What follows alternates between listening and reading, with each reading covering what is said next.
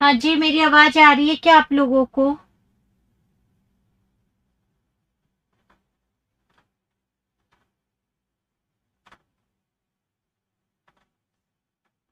बताना।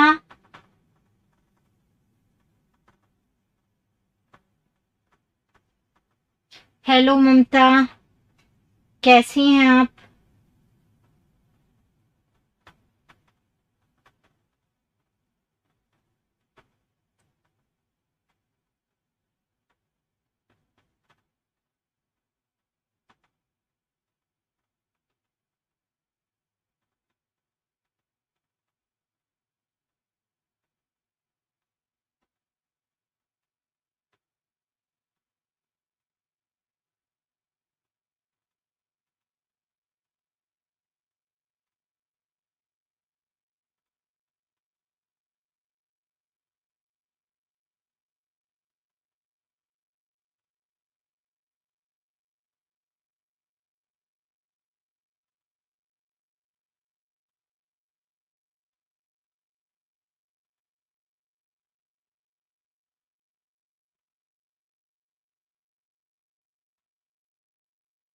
मैं बिल्कुल बढ़िया हूँ बेटा।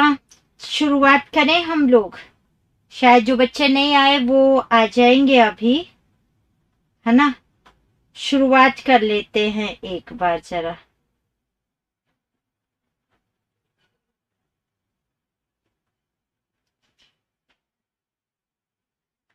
सब आई जाएंगे धीरे धीरे। हमारी जो क्लास चल रही है उस पर हम बात कर लेते हैं।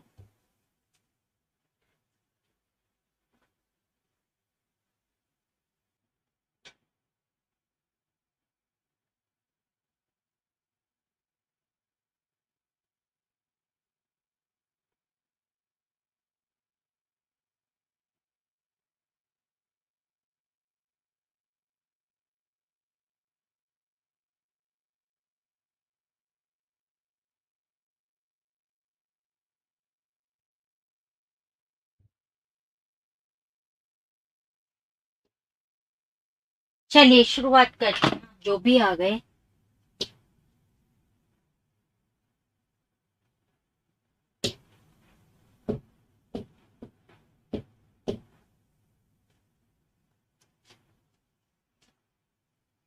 मैं भी बढ़िया हूँ, है ना। चलिए शुरुआत करते हैं। हाँ जी, राम राम सा। उम्मीद करती हूँ आप सब अपनी अपनी जगह कुशल मंगल होंगे। बच्चों, हम लोग जो पढ़ रहे थे वो विशेषण, और विशेषण की शुरुआत में हमें जो समझना था वो गुणवाचक विशेषण, जिसके कुछ उदाहरण हम लोग लिख चुके हैं। हमें पता चल चुका है विशेषण विशेषता बताएगा या तो संज्ञा की या सर्वनाम की। इसका मतलब जो शब्द है संज्ञा और सर्वनाम वो विशेष्य, और विशेष्य की विशेषता बताता है कौन? विशेषण। इसका मतलब विशेषण से हमें संज्ञा या सर्वनाम का ज्ञान हो जाएगा। सर्वनाम आप सभी को पता है, मैं तू यह वह कोई कुछ क्या कौन जो सो आप है। सर्वनाम अगर नहीं है तो इसका मतलब संज्ञा है। संज्ञा में भी अगर वो कोई व्यक्ति वस्तु स्थान प्राणी है, जाति है, विशेष नाम दे दिया तो व्यक्ति, और जो इनमें से नहीं है तो इसका मतलब वो क्या है? भाव है। तो आराम से आप पता कर सकते हो। अब यहाँ से समझिए कैसे आपको पता चल पाएगा संज्ञा या सर्वनाम का और उसकी विशेषता का बिना रटे। जैसे मैं कहती हूँ सोहन होशियार है। अब सोहन की विशेषता क्या है? होशियार। इसका मतलब बच्चों होशियार शब्द विशेषण है। किसकी विशेषता है? सोहन की। इसका मतलब सोहन शब्द सर्वनाम तो है नहीं। अब ये संज्ञा है। संज्ञा में भी बात करोगे तो नाम है, और नाम है इसका मतलब व्यक्तिवाचक क्या हो गई? संज्ञा। ठीक है। जैसे मैंने आपसे कहा आम मीठा है। अब आम की विशेषता क्या है? मीठा है। तो इसका मतलब मीठा शब्द तो क्या हो चुका है? विशेषण। तो आम शब्द क्या हो गया? संज्ञा हो गया उसके अंतर्गत। मैंने कहा लड़का पतला है। अब लड़के की विशेषता क्या हो गई? कि वो पतला है, हालांकि आकार में भी आ सकता है। तो लड़का क्या हो गया? संज्ञा। मैंने कहा कमीज काली है। अब कमीज की विशेषता क्या है? काली। इसका मतलब काली शब्द विशेषण है, और कमीज शब्द क्या हो गया? इसमें संज्ञा हो गया। मैंने आपसे कहा यहाँ पर नमकीन चरपरी है या मीठी है, तो आप कहेंगे हाँ नमकीन की विशेषता है, वो चरपरी है या तीखी है। तो चरपरे, तीखी, ये क्या बन गए? विशेषण।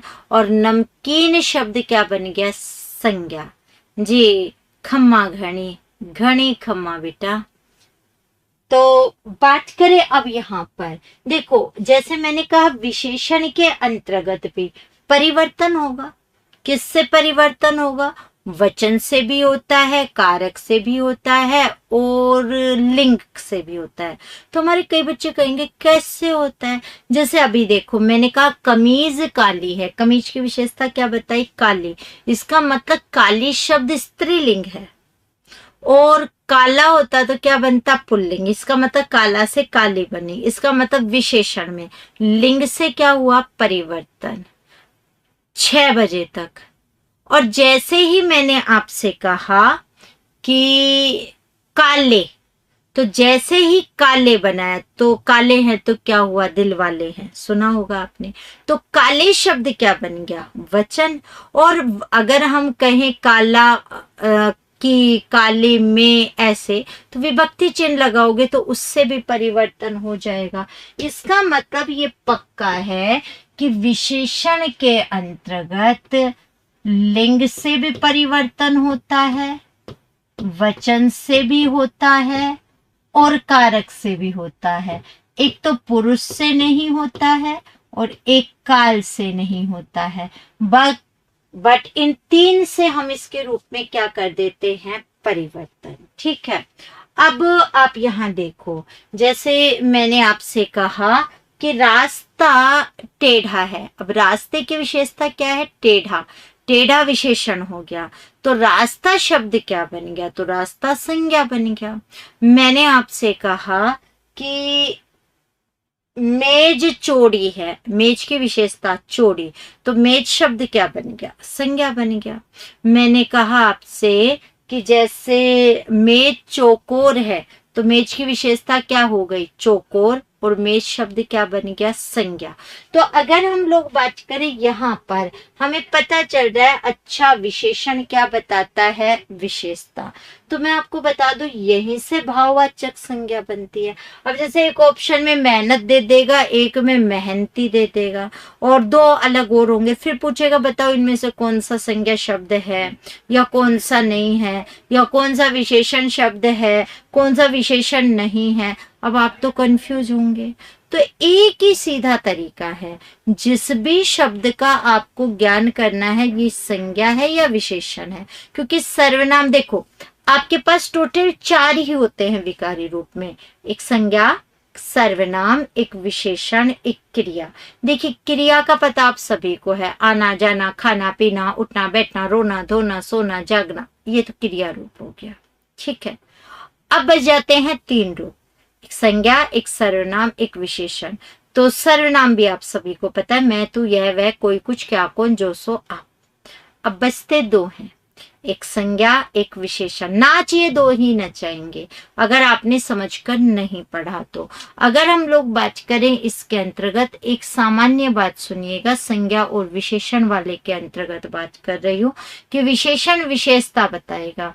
अब जो ना विशेषता बताता है, ना क्रिया है, और ना ही अगर हम लोग बात कहें सर्वनाम है, तो इसका मतलब वो एक ही चीज बचेगा, क्या? संज्ञा बचेगा। संज्ञा में भी व्यक्ति, वस्तु, स्थान, प्राणी है, तो इसका मतलब वो व्यक्ति वाले उस पार्ट में गया, और वो उसमें से नहीं है तो वो वहां पर नहीं आया। फिर वो किसके अंतर्गत आ जाएगा? आपका भाव रूप के अंतर्गत।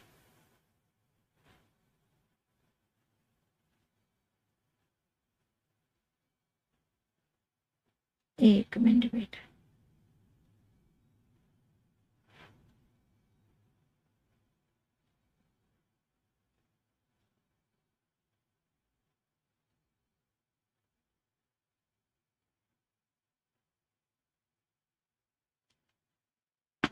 हम्म। तो यहाँ पर आप ध्यान रखो, जैसे आपको ऑप्शन में मिलेंगे, एक में मिला मेहनत, एक में मेहनती। अब भाववाचक पूछेगा, अब आप लोग अक्कड़ बक्कड़ करके जवाब नहीं दे सकते, वहां आपको सोचना पड़ेगा। कैसे सोचना पड़ेगा? जैसे राम मेहनती है, राम मेहनत है, जो दो शब्द एक जैसे हैं, आपको उन्हें कर्ता के साथ वाक्य में क्या करना होगा? प्रयोग। अगर हम लोग बात करें, आपको वाक्य में देखते ही पता चल जाएगा कि ये संज्ञा शब्द रूप जो है वो है, और ये संज्ञा शब्द रूप जो है वो नहीं है, यानी ये विशेषण है, ये संज्ञा है। कैसे? जैसे एक में मेहनत आ गया, एक में मेहनती आ गया। तो मैंने कहा राम मेहनत है और राम मेहनती है। अब राम की विशेषता क्या है? मेहनत है या मेहनती? तो आप तुरंत कहेंगे राम तो मेहनती है। इसका मतलब विशेषण शब्द कौन सा हुआ? मेहनती। तो मेहनत शब्द क्या हुआ? अब देखो, मेहनत ना तो विशेषण हुआ, क्योंकि विशेषण तो मेहनती हो गया। ना मेहनत सर्वनाम, ना मेहनत क्रिया, तो इसका मतलब अब एक ही चीज है। क्या? संज्ञा। संज्ञा में भी मेहनत बात करे, ना व्यक्ति है, ना वस्तु है, ना स्थान है, ना प्राणी है। इसका मतलब वो क्या है? भाववाचक संज्ञा। ठीक है। सेकंड अगर मैं बात करूं यहां से, तो जैसे मैंने आपसे कहा लड़का भला है, लड़का भलाई है। लड़के की विशेषता क्या है? भला या भलाई? तो आपको देखते ही पता चल जाएगा लड़का भला है विशेषण, तो भलाई क्या बन जाएगा? भाववाचक संज्ञा। और लड़का शब्द ऑलरेडी संज्ञा है ही। जैसे मैं कहती हूँ गीता उदार है, गीता उदारता है। गीता की विशेषता उदार, उदार विशेषण, तो उदारता भाववाचक संज्ञा। अब आपको यहाँ ये भी नहीं देखना कहाँ से प्रत्यय हटेंगे और कहाँ लगेंगे। जैसे मेहनती में प्रत्यय लगा है और फिर भी ये विशेषण है, और मेहनत से हटा है, तो यानी हमें पता चल गया। कई बार आप पढ़ते हैं एक वो संज्ञा से विशेषण बनाना, तो मेहनत संज्ञा है, उसमें ई प्रत्यय लगाकर मेहनती आपने क्या बना दिया? विशेषण बना दिया। वो संज्ञा से बना क्या हो गया? विशेषण। जैसे मैं कहती हूँ सोहन प्यास है, सोहन प्यासा है। सोहन की विशेषता क्या है? प्यासा। प्यासा विशेषण, तो प्यास शब्द क्या बन गया? संज्ञा। जैसे मैंने कहा लड़का भूख है, लड़का भूखा है। लड़की की विशेषता भूखा, तो भूख शब्द क्या बन गया? भाववाचक संज्ञा। और मैंने आपको बताया था भूख प्यास देखते पता चल जाएगा कि ये कैसे भाव है, क्योंकि भूखा और प्यासा क्या बन चुका? अब विशेषता रूप में आ चुका। तो देखते ही आपको पता चल जाएगा।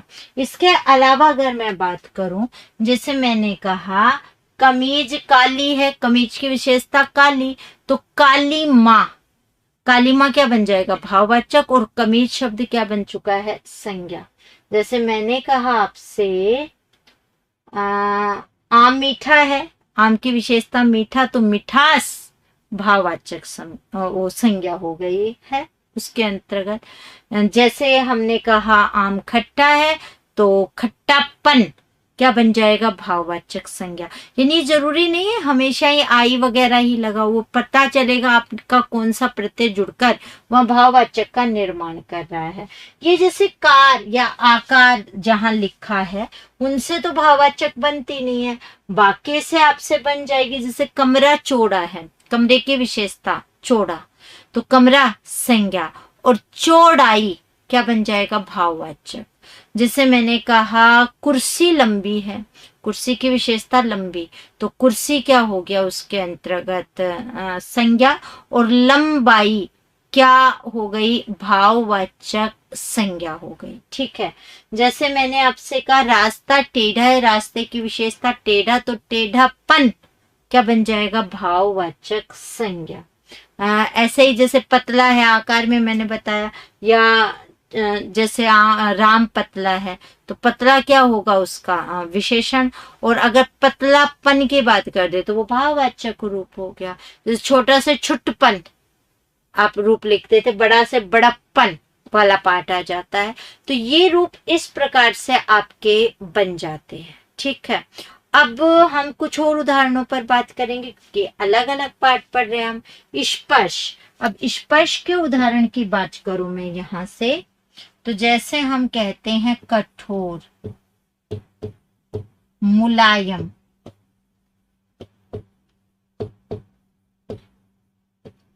चिकना,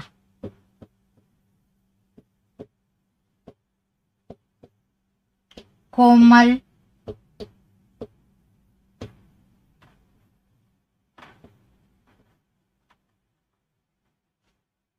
ठीक है। खुरदरा भी यही आएगा। जैसे मैंने कहा आपसे कि मटका चिकना है या घड़ा चिकना है। अब घड़े की विशेषता क्या हुई, वो चिकना है, तो घड़ा शब्द क्या हो गया, संज्ञा। और चिकनाई, चिकनाई क्या बन गया, भाववाचक संज्ञा। घड़ा संज्ञा है। मैंने कहा कागज मुलायम है, कागज की विशेषता मुलायम, मुलायमपन भाववाचक, और कागज शब्द क्या हो गया, संज्ञा। जैसे मैंने आपसे कहा ईंट खुरदरी है या त्वचा खुरदरी है, तो त्वचा या ईंट की विशेषता है वो खुरदरी है, ठीक है। और खुरदरापन क्या बन जाएगी, भाववाचक संज्ञा। और जो ईंट और त्वचा है वो ऑलरेडी संज्ञा है ही उसमें, जो कठोर से कठोरता बन जाता है, खुरदरा से खुरदरापन। चिकना से चिकनाई तो बनी है, चिकनाहट भी आ जाएगा। जैसे मलाई में या घी में चिकनाहट है, घी चिकना है और घी चिकनाहट है, तो घी की विशेषता वो चिकना है, और चिकनाहट क्या बन गई, भाववाचक, और घी क्या बन गया है, ऑलरेडी संज्ञा। तो ऐसे रूप आपको देखने को मिलेंगे। आगे देखिए इसमें,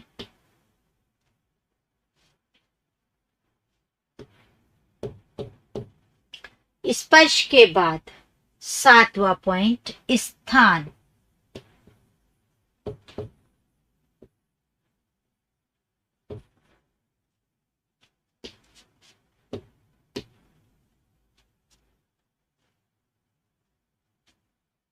जयपुरी, जोधपुरी, बीकानेरी। ये देखना बीकानेरी में बै में की मात्रा सही है क्या। जापानी, राजस्थानी,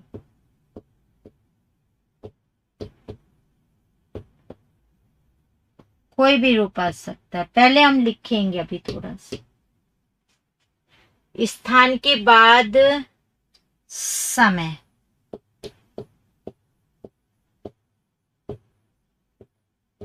समय में आएगा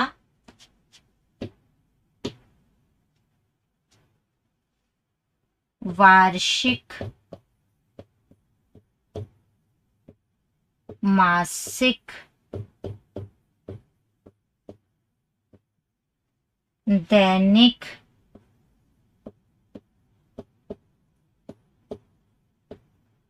साप्ताहिक,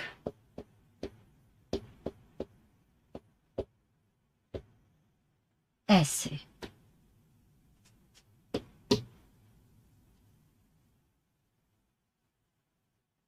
दिशा,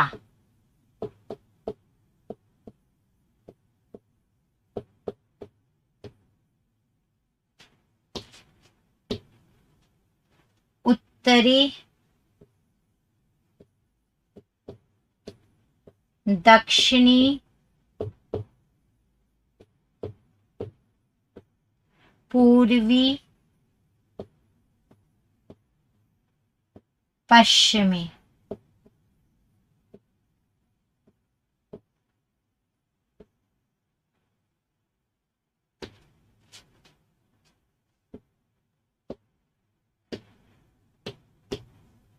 यहां देखो, अगर बात करें ये इन तीन की,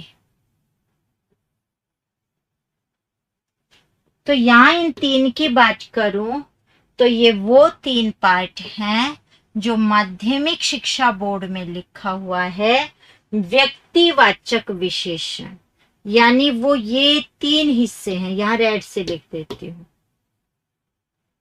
इसमें उदाहरण कुछ ज्यादा हो गए है ना। ये तीन हैं जो क्या लिखे हुए हैं बच्चों, व्यक्तिवाचक विशेषण। या मैंने लिख दिया है, वैसे मैं लिखती नहीं हूं पर आप लोग भूल जाएंगे, इसे मैंने लिख दिया।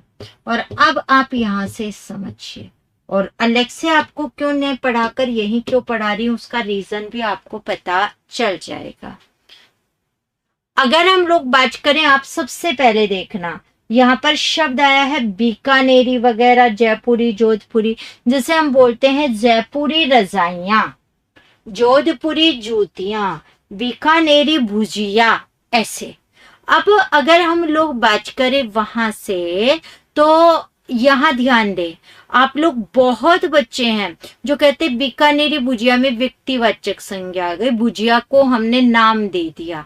अरे बीकानेरी तो उसकी विशेषता है। हाँ, अगर बीकानेरी कोई कंपनी का नाम है या कोई एक ब्रांड है, तब हम उसको कहाँ पर लेकर जा सकते हैं, व्यक्तिवाचक संज्ञा में। वैसे बीकानेरी, जापानी, ये सब क्या बताते हैं, विशेषता। जैसे जापानी घड़ियां, घड़ियों की विशेषता है वो जापानी है, ठीक है। जैसे मैं आपसे कहती हूँ अर्धवार्षिक परीक्षाएं, परीक्षाओं की विशेषता वो कैसी है, अर्धवार्षिक। जैसे गृह शोभा मासिक पत्रिका है, या पत्रिका की विशेषता क्या हो गई, वो मासिक है, तो वहां आ गया। और जैसे मैं वैसे कहूँ आपसे, तो मैं आपसे कहती हूँ पश्चिमी सभ्यता, सभ्यता की विशेषता है वो कैसी है, पश्चिमी है ना। तो कहने का मतलब क्या है, यहाँ आपको विशेषता पता चल रही है। अगर आप देखेंगे तो पश्चिमी में से ई हटाओगे तो पश्चिम बच जाएगा ना। पश्चिम क्या हो गया, व्यक्तिवाचक संज्ञा। इसका मतलब वहां एक्चुअली यहाँ जो ये तीनों रूप बने हुए हैं, ये व्यक्तिवाचक संज्ञा से बने विशेषण है। जो मैंने अभी बताया था संज्ञा से भी विशेषण बनते हैं, तो व्यक्तिवाचक से भी बनते हैं। तो ये व्यक्तिवाचक से बने विशेषण है, इसलिए किताब में इनके लिए लिखा होता है व्यक्तिवाचक विशेषण।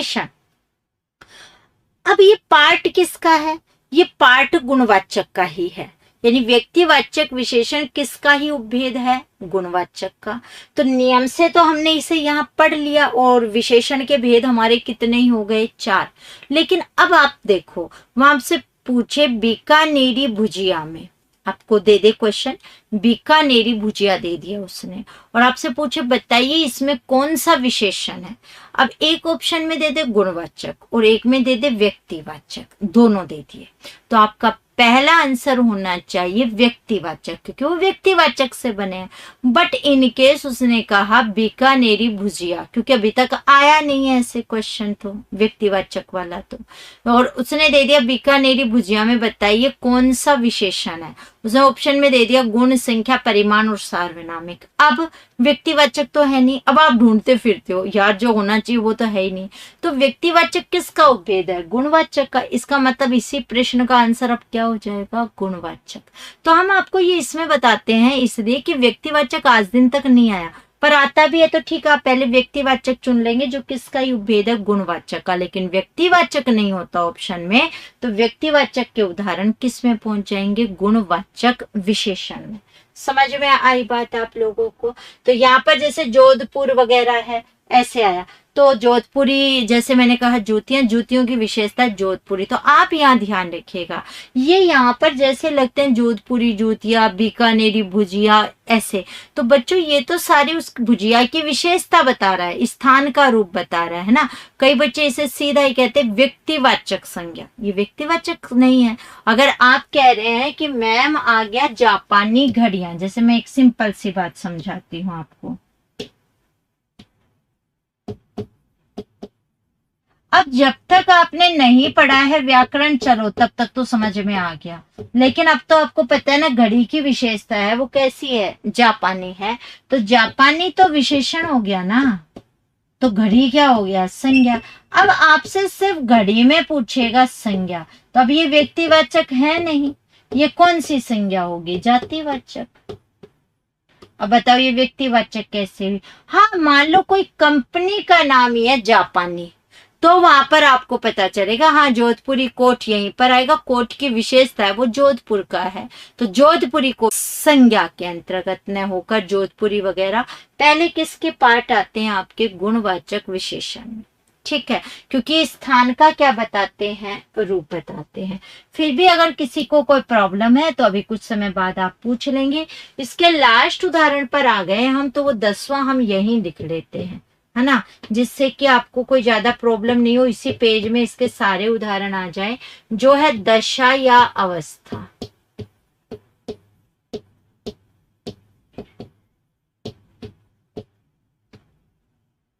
उदाहरण की बात कर लेती हूँ दशा या अवस्था में।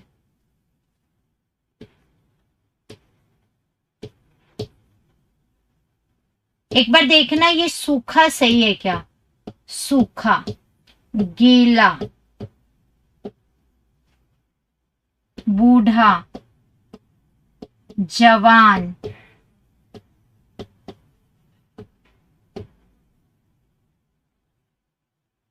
बीमार, ये स्वस्थ है, कमजोर है, ये सारे के सारे यहीं पर आते हैं। सूखा मैंने आपसे पूछा है।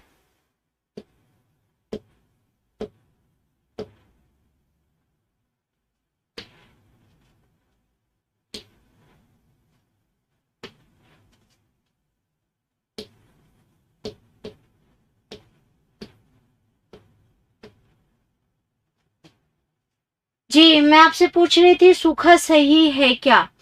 एक्चुअली ये पूछा इसलिए है कि ये सुख वाला रूप नहीं है। सूखना आपने सुना होगा, सूखा जैसे अकाल पड़ जाता है वो वाला रूप। ये दशा और अवस्था एक ही रूप है। जैसे मैं आपसे कहती हूँ चद्दर सूखी है, अब वही चद्दर स्त्रीलिंग है तो सूखा की बजाय सूखी। हाँ अगर मैं कहूँ इसके अंतर्गत कोई पुल्लिंग रूप लगाकर, जैसे फूल सूखा हुआ है, सूखा फूल, फूल की विशेषता है वो सूखा है, सूखा गुणवाचक, और फूल क्या बन गया वहां पर, संज्ञा। मैंने कहा लड़का बीमार है, लड़के की विशेषता बीमार। अच्छा इसमें एक उदाहरण और भी आया है ना, मैं वो भी लिख ही देती हूँ, एग्जाम में चूंकि आया हुआ है, फिर हम यहां से लाइन ही खींच देंगे।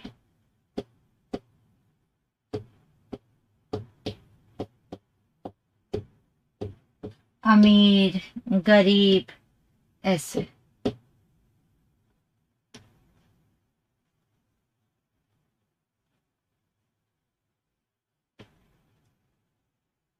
तो ये आपका क्लियर हो जाएगा, यहाँ से अब आराम से दिख जाएगा 10 नंबर आपको जब भी देखोगे। अब यहाँ देखो, सोहन अमीर है, सोहन की विशेषता अमीर, अमीरी क्या बन जाएगा, भाववाचक। दिनेश गरीब है तो गरीबी भाववाचक। जैसे गणेश बीमार है तो गणेश की विशेषता बीमार और बीमारी भाववाचक संज्ञा, कमजोरी भाववाचक संज्ञा। ऐसे आपके ये पार्ट हो जाते हैं। तो आई होप आपको क्लियर हुआ होगा कि कैसे आपको पता चलेगा कि ये इसके अंतर्गत है और ये इसके अंतर्गत आया है। ठीक है, अब हम लोग जो बात करें, मैं पूछूंगी आपसे एक क्वेश्चन, फिर आपका अगर कोई क्वेश्चन है तो आप मुझसे पूछ सकते हैं। तो मैं आपसे यहाँ क्वेश्चन पूछ रही हूँ। उत्तर जो 4 ऑप्शन है उनमें से देना है। यदि किसी का चारों में ही नहीं है तो मैं 5वां ऑप्शन और लिखूंगी, इनमें से कोई नहीं, कोई और ही आंसर होगा। तो क्वेश्चन सुनिए, आया हुआ है,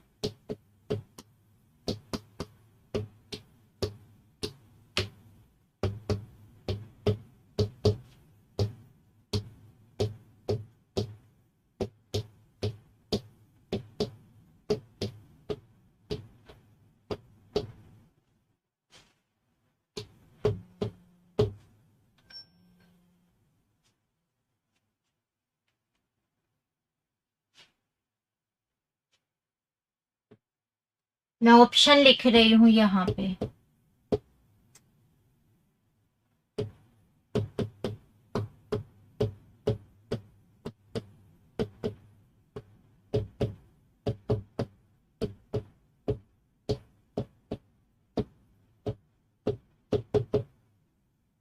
कोई नहीं, देख लीजिए आंसर।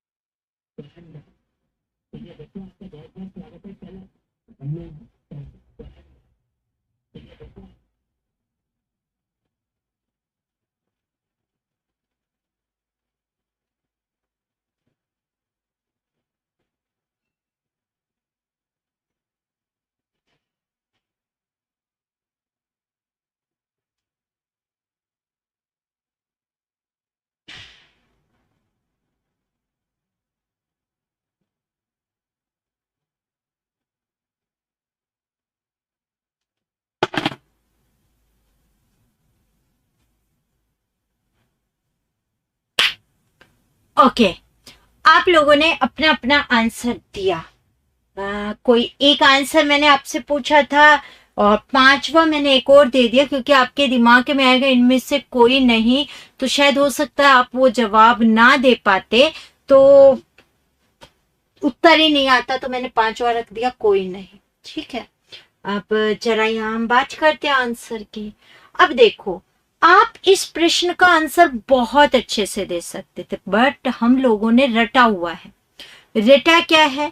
अगर हम लोग देखें, जस्ट पहले मैम आपने पढ़ाया हमें, और हमें बहुत अच्छे से दिख गया था यहीं पर बूढ़ा, और हमने सोचा है कि ये विशेषण से बनी क्या है, भाववाचक है, इसलिए हमने आंसर चुना 5 नंबर। तो मैं बता दूं ये तो गलत है। फिर इसका आंसर था ये। अगर ये 4 ऑप्शन आपके पास हैं, क्योंकि 5वां तो मिलता नहीं है, बाकी होता तो भी, 5वां होता तो भी, इसका आंसर कौन सा आता? 1 नंबर। अब आप कहेंगे कैसे, आपने बूढ़ा अभी तो लिखा ही था इसके अंतर्गत, विशेषण के अंतर्गत, और अभी आप कह रहे हैं कि ये क्या है, संज्ञा है। ठीक है, तो मैं आपको बता देती हूँ यहाँ से, भैया जी ऐसी कोई बात नहीं है।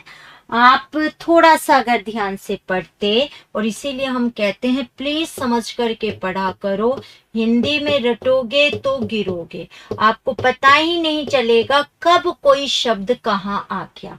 और इसीलिए मैं आपसे कहती हूँ थोड़ा सा वेट करने के लिए संज्ञा टॉपिक में, क्योंकि विशेषण में आने के बाद मैं हर चीज को बहुत अच्छे से क्लियर करने में अब सक्षम हो चुकी हूँ, क्योंकि आप लोगों को मैं विशेषण बता चुकी हूँ। अब यहाँ देखो, बूढ़ा धन आपा, ये अगर देखें मूल शब्द ये है और ये प्रत्यय है, बूढ़ा है। अब बूढ़ा अव्यय तो होता ही नहीं है और भी नहीं है, तो आपको ये बहुत अच्छे से पता है कि बूढ़ा जो शब्द है वो बूढ़ा शब्द क्या है। तो आपको पता है जो बूढ़ा शब्द है वो व्याकरण की दृष्टि से अगर हम लोग देखें तो जो बूढ़ा शब्द यहाँ पर आया है वो है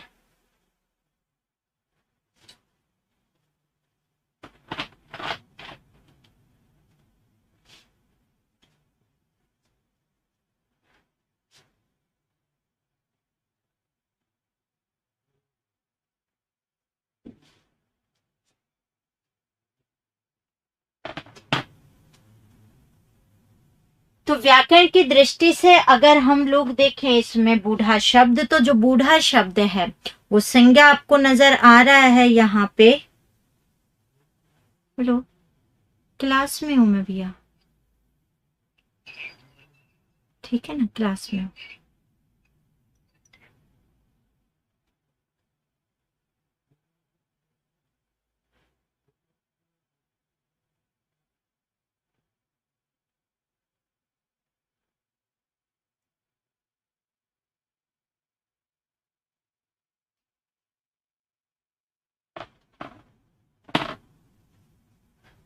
तो मैं बात कर रही थी, अब बूढ़ा शब्द विशेषण है, विशेषण तो विकारी है, विकारी है तो इसका मतलब अव्यय नहीं है, तो बूढ़ा क्रिया भी नहीं है, तो बूढ़ा सर्वनाम भी नहीं होता।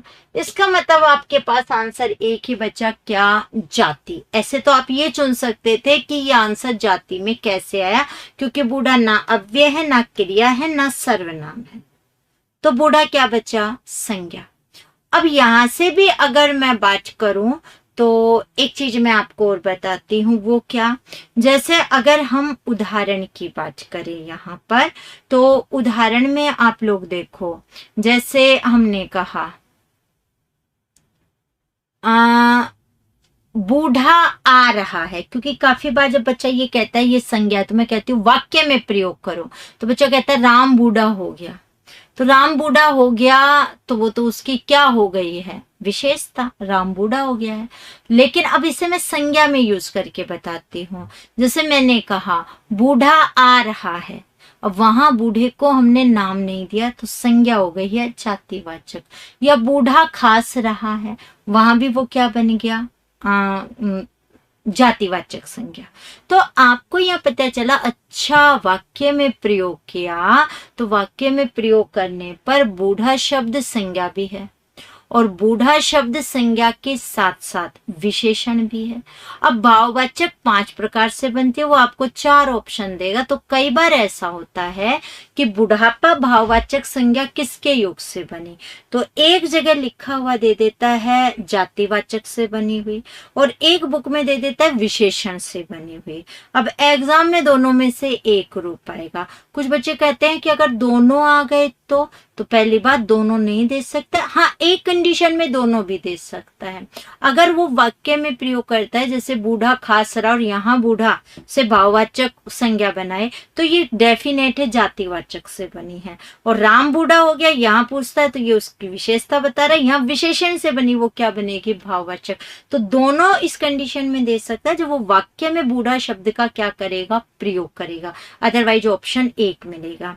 और ऐसे दुनिया भर के शब्द हैं जो व्याकरण में संज्ञा के रूप में भी यूज है और विशेषण के रूप में भी यूज है, डिपेंड करता है ऑप्शन क्या दिया, उसके बाद एक उत्तर क्या होता है निर्धारित।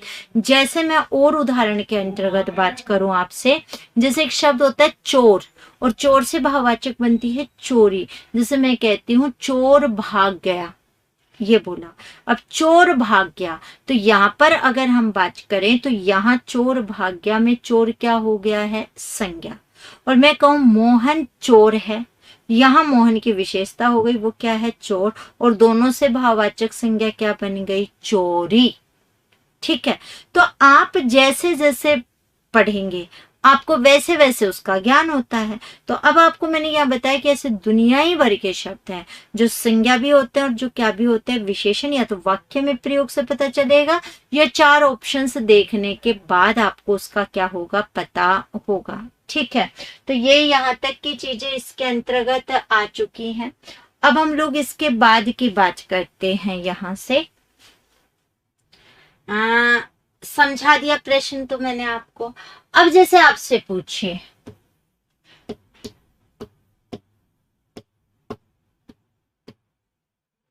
नौकरी शब्द क्या है, जैसे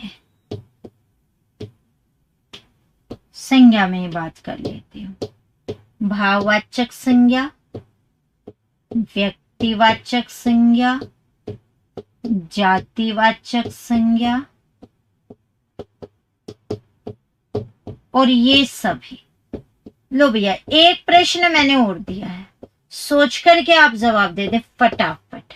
किसके योग, क्या है ये व्याकरण की दृष्टि से, नौकरी शब्द व्याकरण की दृष्टि से क्या है, ये आपको बताना है।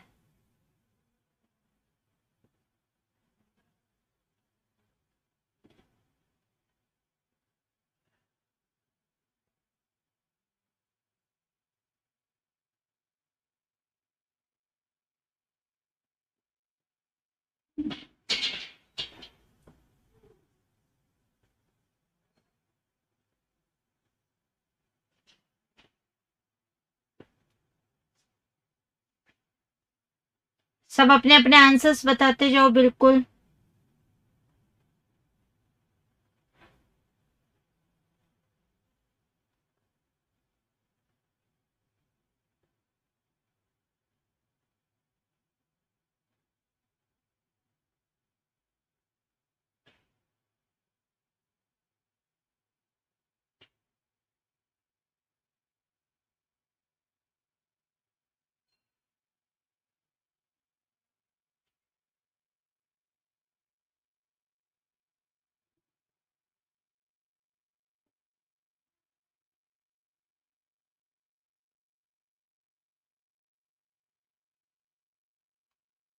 आपके आंसर मेरे पास 3 बच्चों के आए हैं, 3 नंबर आ गया, 1 नंबर आ गया, ऐसे आंसर्स आपके आए हैं।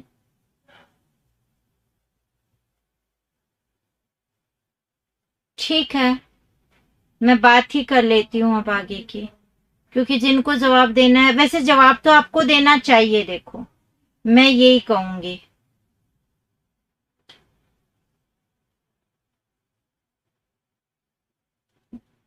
हम्म,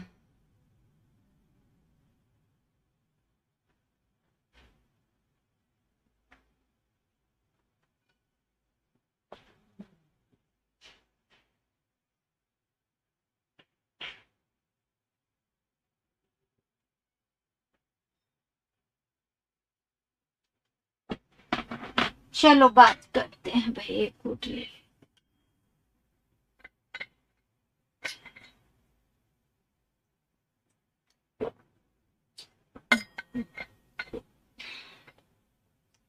अब आप कंफ्यूज तो हुए हैं, देख लो, इसीलिए तो पूछा है।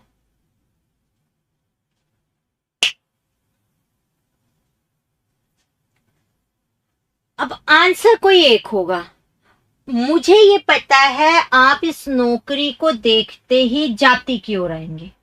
क्यों आएंगे, क्योंकि आपके अनुसार उससे नाम दिया जा सकता है नौकरी को, क्या पता किसकी नौकरी है, अध्यापक की, और ये फिर वो व्यक्ति में पहुंच जाएगी। ये सोच करके लगभग बच्चा एग्जाम में इसे क्या करेगा, जाति। जबकि मैं आपको बता दूं, वो तो पद होते हैं, पद तो अपने आप में वैसे ही विशेष होते हैं। सेकंड बात, अरे बच्चों, जैसे मेहनती में मेहनत निकला, वैसे देखो ना नौकरी बना किससे पहले, ये तो देखो, तो नौकरी शब्द में तो नौकर मूल शब्द है और ई क्या है, प्रत्यय। नाम तो नौकर को दोगे आप, नौकर है जातिवाचक, तो नौकरी नहीं है। नौकर जातिवाचक है और इस जातिवाचक में आपने ई प्रत्यय लगाया है, तो नौकरी बनी है कौन सी संज्ञा, भाववाचक। इसका मतलब नौकरी शब्द में कौन सी संज्ञा थी, भाववाचक संज्ञा। अब अगर आप ध्यान से पढ़ेंगे तो क्लियर हो जाएगा, और ध्यान से नहीं पढ़ेंगे, क्योंकि आपकी प्रॉब्लम ये, आप किताबों में जो होगा बस वो रटोगे और उसे समझने की कोशिश नहीं करोगे, या ये लगेगा आपको कि आंसर ही गलत होगा। तो ऐसा जरूरी नहीं कि हमेशा ही आंसर क्या हो, गलत हो। तो मैंने अपनी तरफ से पहले इतना पार्ट जो आपको समझाया, मेरे हिसाब से आपको अब समझ में आ जाना चाहिए।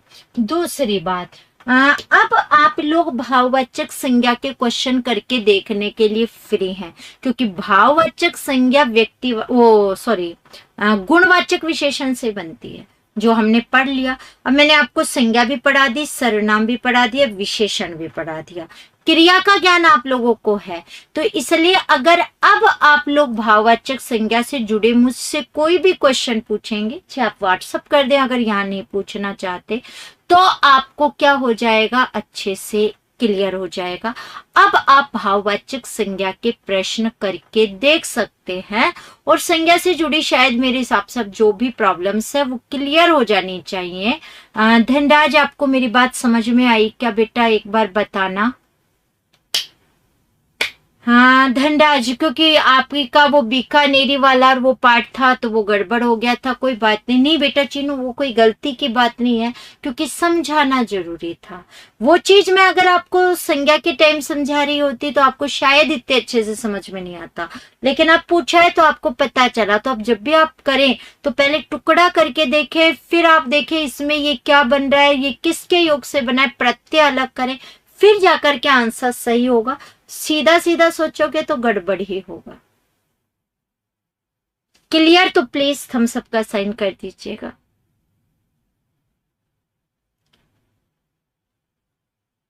मतलब विशेषण क्लियर ना, बाकी कोई क्वेश्चन पूछना है वो आप पूछ ही लेंगे, हम सेकंड पर जाएंगे फिर अब संख्यावाचक विशेषण पर। इसे समझने में इतना टाइम लगता, आधा छोड़ देती तो फिर प्रॉब्लम होती, इसीलिए उस दिन नहीं समझाया था। किसी का भी कोई भी डाउट हो, कोई भी क्वेश्चन हो, यहां से जुड़ा विशेषण से आप लिख सकते हैं, भाववाचक वाले से भी जुड़ा हो तो आप पूछ सकते हैं। कोई लिखने में असमर्थ है तो आप लोग मैसेज कर सकते हैं व्हाट्सएप पर।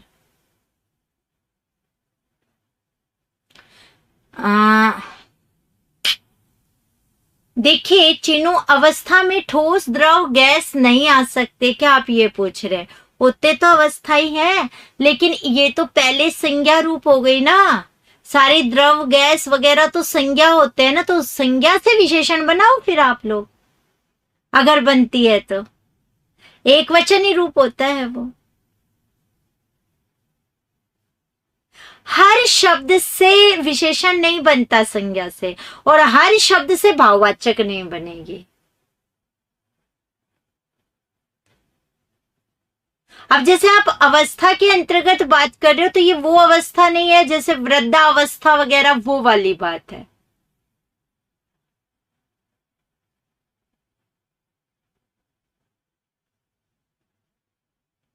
भाई ठोस द्रव गैस ये तो संज्ञा हो गई आपकी। जैसे आप बोलते हैं ना रंग, समझ में आ गया? ओके ठीक है, ठीक है। फिर भी किसी का कोई क्वेश्चन है तो आप मुझे लिख करके यहाँ छोड़ देंगे। मैंने बता दिया है, किसी को नहीं लिखना आता, व्हाट्सएप नंबर आप सभी के पास है 9413677819। आप इस पर भी मैसेज कर सकते, ठीक है। आगे की बात करते हैं। तो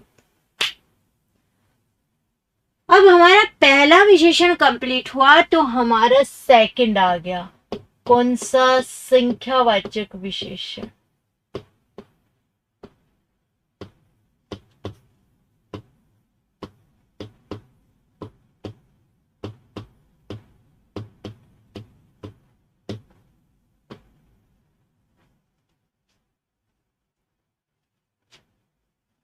जी, संख्यावाचक क्या आ चुका है? विशेषण। अगर हम लोग बात करें संख्या और परिमाण, दोनों ही एक साथ क्या किए जाते हैं? समझे जाते हैं। बट चूंकि इतना टाइम तो अपने पास है नहीं कि दोनों एक साथ समझे जा सके, से पहले हम इसकी परिभाषा लिखेंगे। कहते किसे संख्यावाचक विशेषण? तो मैं आपको बता दूं, जो शब्द संज्ञा या सर्वनाम शब्दों की संख्या का बोध कराते हैं उन्हें संख्यावाचक कहते हैं। वैसे मैं बता दूं, संख्या और परिणाम कभी भी सर्वनाम का ज्ञात नहीं होता। 100% ही संज्ञा का ही क्या होगा? ज्ञात होगा। तो एक बार मैं यहाँ पर लिख देती हूँ आप लोगों के लिए।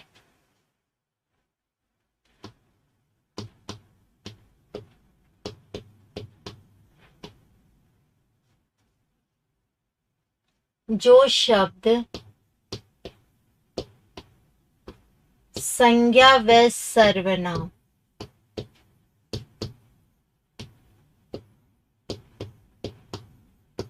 शब्दों की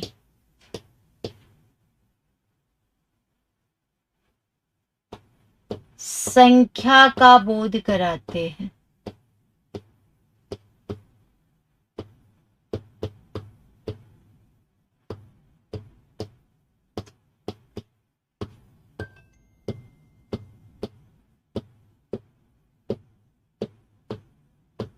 उन्हें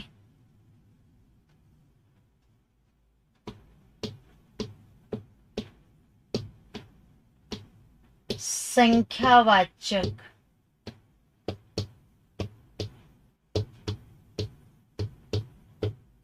विशेषण कहते हैं।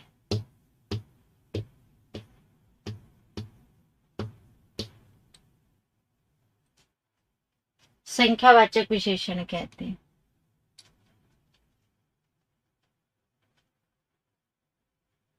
इसमें वस्तुओं की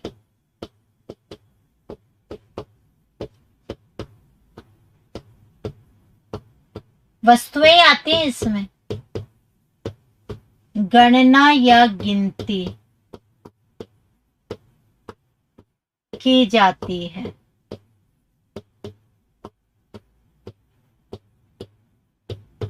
इसके दो भेद हैं।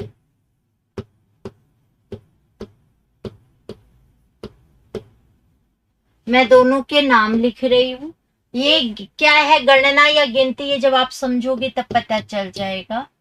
दो भेद में एक है निश्चित संख्यावाचक,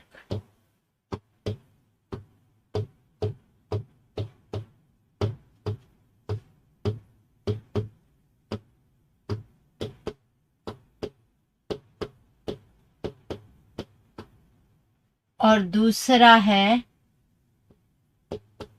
अनिश्चित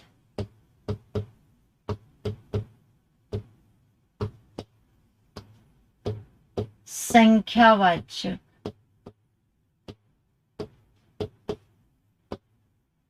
विशेषण।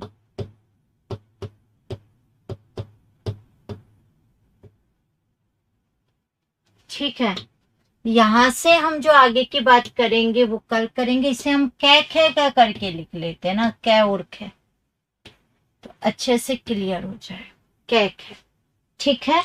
यहां से शुरुआत करेंगे कल, क्योंकि अभी क्लास है यूट्यूब पर भी, तो यहां से कल शुरुआत करेंगे। ठीक है, तो अपना ध्यान रखिएगा। राम राम सब।